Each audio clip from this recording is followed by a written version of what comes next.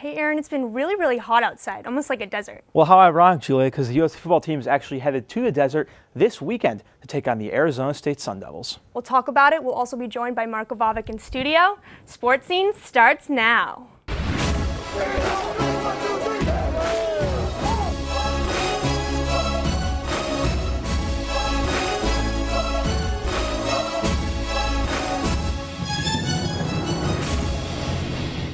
Welcome to the luxurious Annenberg Media Center. I'm Julia Adams. And I'm Aaron Glazer, and the U.S. football team has different aspirations following a 49-14 loss to arch rival Notre Dame last week. And now the team's focus has changed from a bit more national championship to a Pac-12 championship and a Pac-12 South title. And Julia, that starts this week with another road test at the Arizona State Sun Devils. Yeah, Aaron, Saturday's going to be a fight for the top of the Pac-12 South. Right now, USC holds that #1 spot, but ASU is in a close second. And they both only have one conference loss, so it's really going to determine who's going to get that top spot on Saturday. Julia, you can't really underestimate the amount of preparation that a team like USC needs following that loss going into another road game. That starts off with quarterback Sam Darnold. He was 20 for 28 with 229 yards.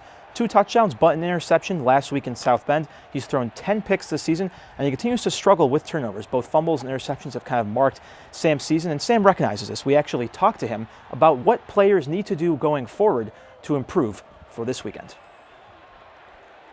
It's the players making the mistakes. It's not, Coach Helton does his thing. He's really consistent in game plans, and so are all of our coaches. Players need to play better, and we're taking that upon ourselves and trying to do that every single practice and every game from here on out.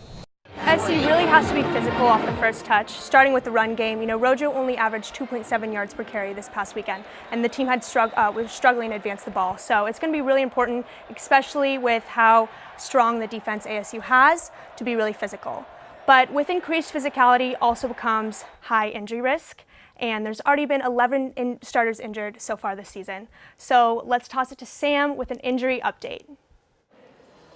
Thanks, Julia and Aaron. It's like the Trojans are in a show called The Walking Wounded, and the Trojans just have a cast list that keeps getting bigger. I have 3 points from yesterday's injury update from Coach Clay Helton. 1, defensive back Iman Marshall is questionable for Saturday with an MCL sprain. With ASU quarterback Manny Wilkins leading a top 30 passing offense, Marshall would be missed. Sam Darnold is healthy, but his top receiver Stephen Mitchell Jr. is day-to-day with a bad shoulder. Lastly, Porter Gustin might miss Saturday with continually bad toe and bicep. The run game does get senior center Nico Falla back, so the line finally should get a boost in the run game. As it has been every week this season, there are a number of key health questions going into Saturday's Pac-12 South showdown. Aaron and Julia, back to you guys. Thanks, Sam. Now let's bring it back to the Sun Devils. They, in my opinion, are the underdogs this season.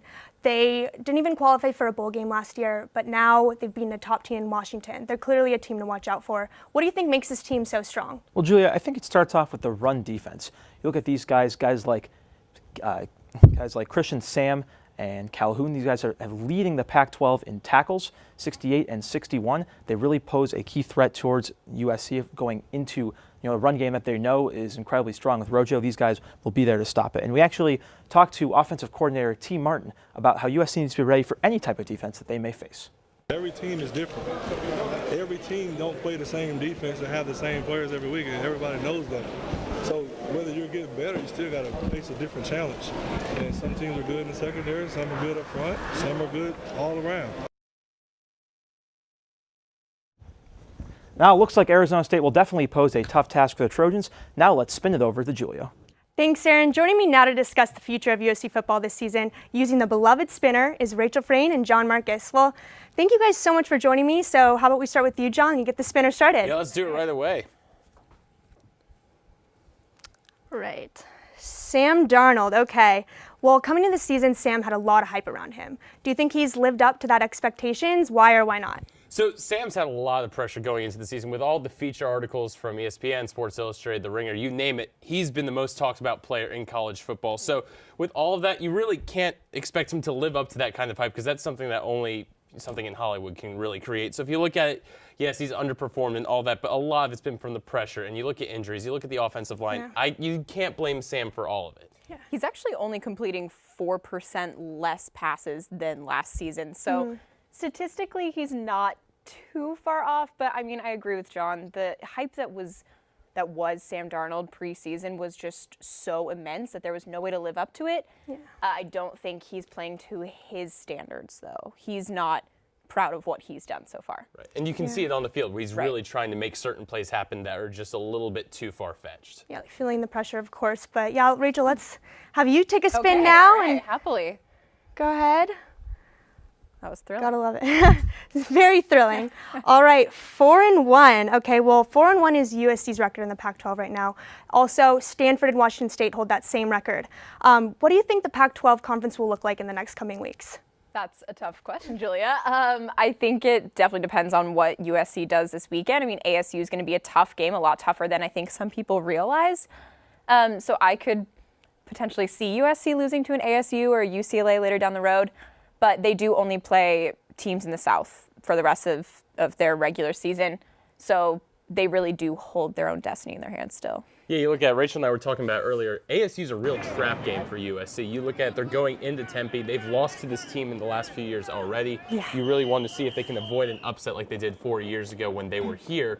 This is going to be a game that if they lose this, they're really going to fall out of their destiny because, as you said, they're playing only teams in the Pac-12 South. So if this comes down to a tiebreaker late in the season, they're going to be looking at this head-to-head loss from any of these next 4 teams, and that could really kick them out. And if they do make it to the Pac-12 championship, they're going to be playing either Washington or Washington State, who are 2 teams that you don't necessarily want to face again. Yeah. They've The already winner of the lost to Apple Washington Cup State. is going to be dominant. And Right. With USC's already bad loss to Washington Yeah. State, and having to play Washington or Washington State in the Pac-12 championship could spell trouble. Yeah, it'll Absolutely. definitely be interesting for sure. Well, thank you guys so much for joining me. Thanks Now for let's having us. toss it to Aaron, who is joined by Marco Vavic from the USC men's water polo team in studio. Thank you, Julia. The USC men's water polo team is #1 in the country. Here to talk about it is freshman Marco Vavic from the team himself. Marco, thank you so much for joining me. So as a freshman, first year on the team, kind of what's that acclimation process been like to USC water polo? It's not been bad for me because I've actually been here the last past couple summers. Because SC plays as a club in the summer, so I got to play with the guys, and I've kind of known them for the last couple of years, so it's not been hard for me. And kind of now that you're actually on the team themselves, are there any key skills that you've learned from some of the older guys? I think it's just getting used to playing with this kind of team. I mean, obviously in high school, I've been the top player, and then coming here and getting used to playing with all the superstars from all the different schools and areas. That's something that you got to learn to use them to your advantage as well. And now someone else that you need to use to your advantage is your own dad, who's the coach of the team. Yeah. Is he any different now that you're coaching him in the pool versus kind of out of the pool? I mean, our relationship in the pool and out of the pool is definitely different. He separates the two of them very well. But I've known what it's like to get coached with him. I've been coached with him pretty much my whole life, and there hasn't been anything that I haven't expected so far. What do you think is one key lesson that your dad has taught you? Just to work as hard as you can. That's definitely it. More so in the pool or out of the pool? Both. In the pool preparation and out of the pool preparation. It's definitely it's the key to everything. Now, I know in the pool you are 3rd in the MPSF in goals with 31 so far this season. And it was your first year on the team. That's a pretty high accomplishment. Are there any keys that you're kind of still working on with that? No. I mean, I'm not too focused on scoring goals as much as just playing the right way and just winning and trying to get a national championship.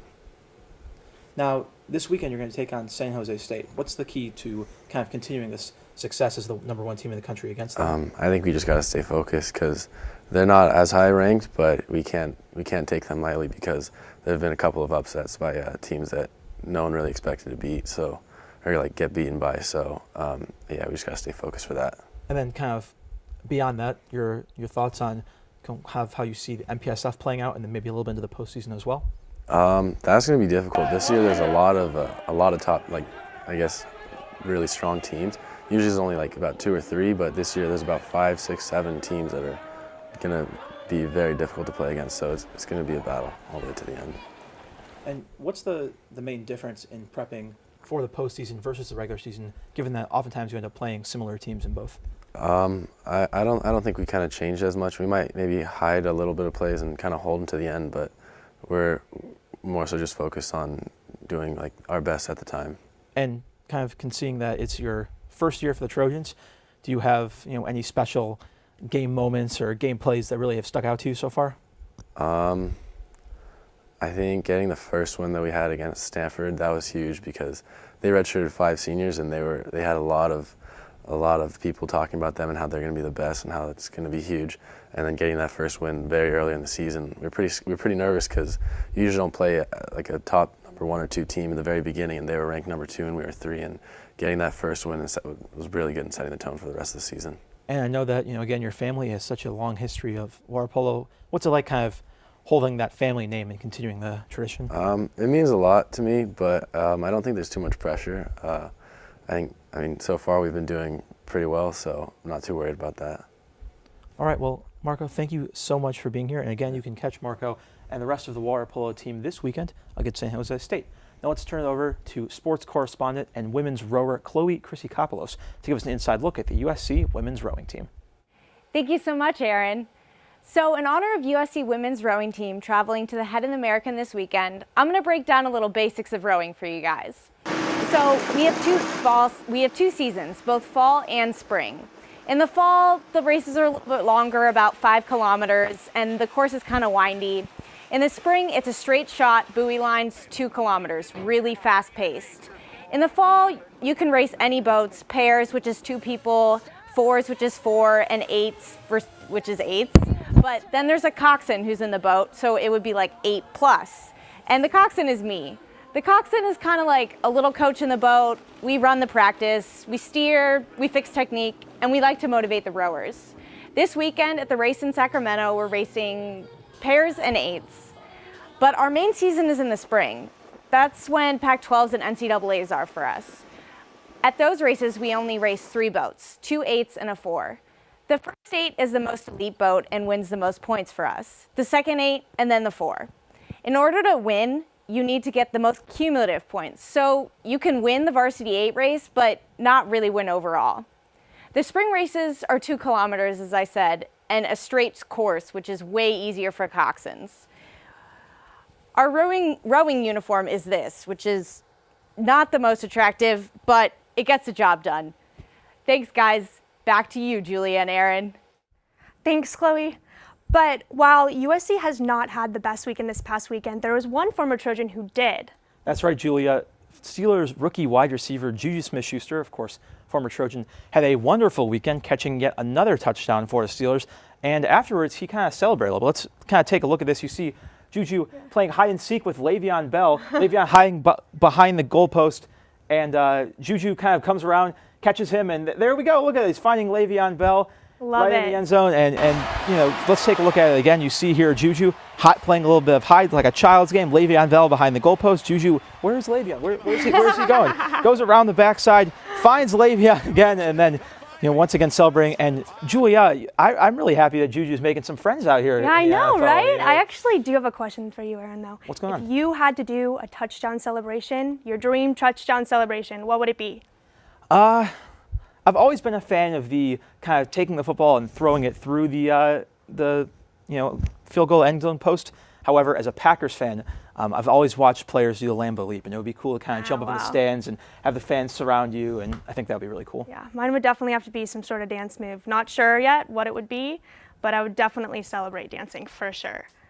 And I really am curious to see what Juju is going to do in the future. Juju luckily has embraced the celebration culture, even though sometimes that's a bit of a touchy subject in the NFL. And I'm really looking forward to see what else he might do. And really getting a lot of playing time too. He's definitely been an asset for them as well. So that's awesome to see. Absolutely. A key cog in the Steelers offense for sure. And Sports Scene, always a key cog. Thank you so much for watching. Now remember, you can follow us on Facebook and Twitter at Annenberg Media Sports. We'll see you next week.